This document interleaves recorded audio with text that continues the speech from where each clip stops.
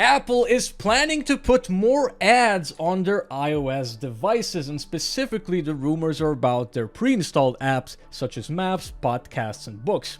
Now, I've covered earlier this week that Apple has already implemented a similar model onto their App Store, and they are actually planning to put more ads onto the App Store as well, specifically on the Today tab. Now, the rumors seem that they are also going to be spreading the ads to the other pre-installed apps. So for instance, something like Apple Maps, if you would be a business like a restaurant, for instance, you could probably pay to rank higher on Apple Maps, instead of just making good food and having a good place for people to eat at. Because that's also sort of how the App Store works now. You can pay and your app will rank higher.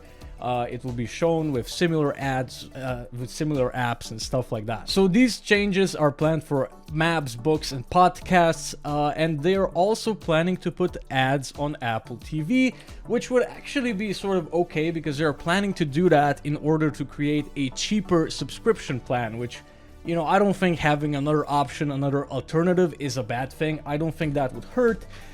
But putting ads on everything else, it's sort of like, Apple, you're already making a lot of money. People already are upgrading your devices like yearly or every 2 years.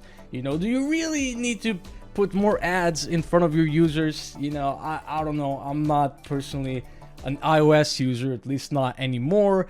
But I think these are some pretty unwelcome changes. But, the thing is, Apple has a very loyal and a very large fan base, so they will probably find a reason to defend Apple for putting more ads in front of their face.